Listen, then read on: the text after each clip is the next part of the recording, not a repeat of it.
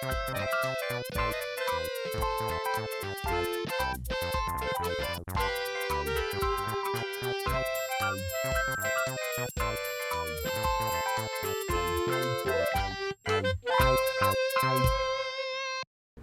back to Goldwynn Dinner Club. I'm Grif. I'm Parker, and oh my god, you guys are about to witness something really special with this boss. I bet there are some of you who've played this game who didn't know you could do this. You're going to see something insane.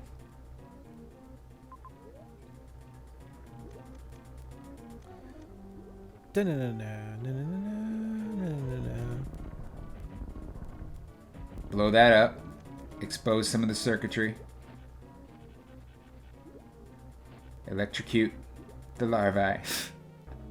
Electrocute the larvae. Oh, there's Mommy.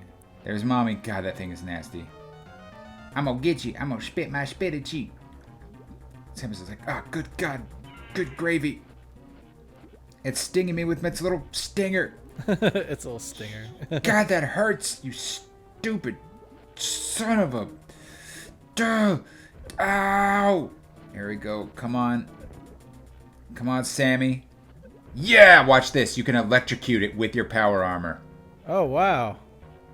You could also kill it normally. It kills it so fast. Whoa. Sound off in the comments below if you were impressed by this technique. That was awesome. Come on. Oh, the babies. Oh, man.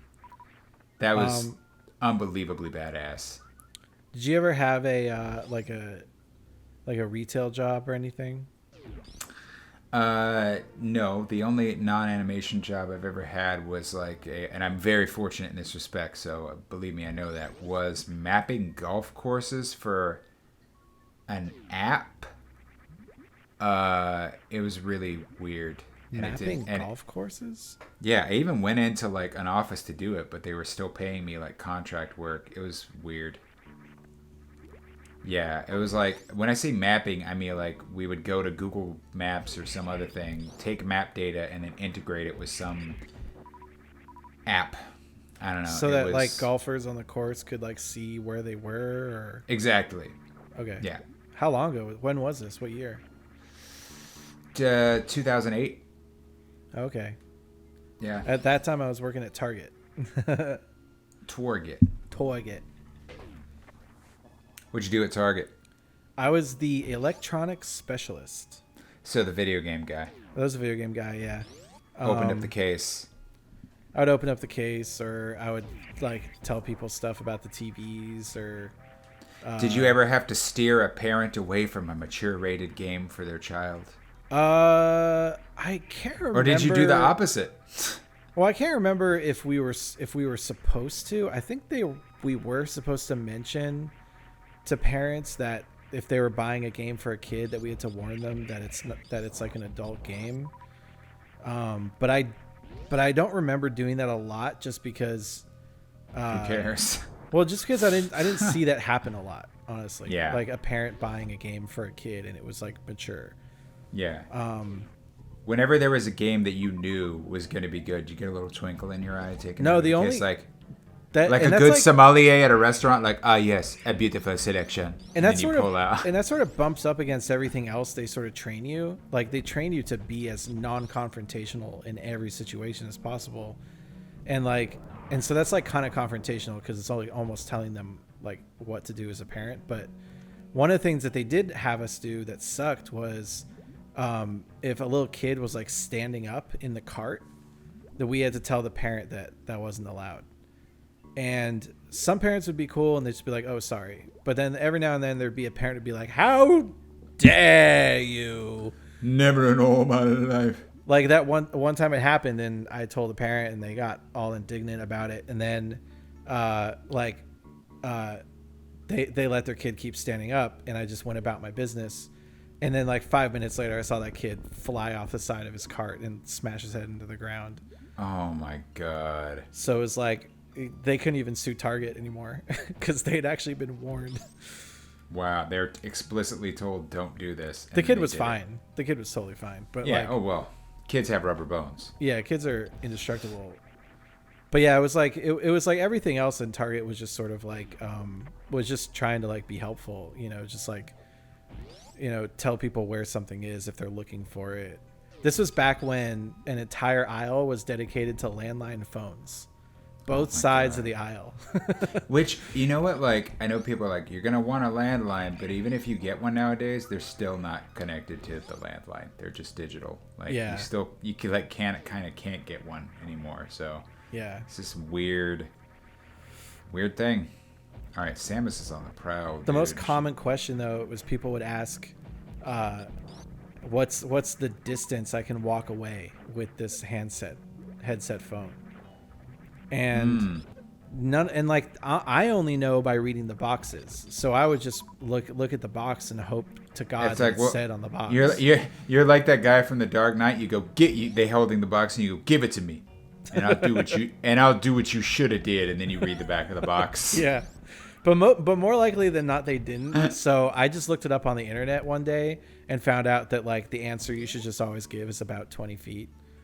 Because people hear 20 feet and they just assume, I guess that's how big my home is. Like, I guess that's how far I would go with it. Nobody really knows the exact, like, amount of feet from, one room to the other. And why should they? Yeah.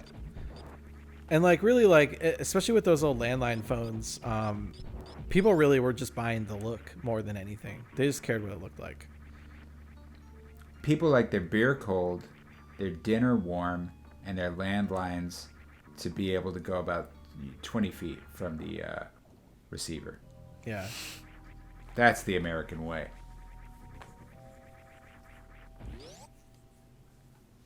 Moving on. I actually liked working at Target, though, a lot.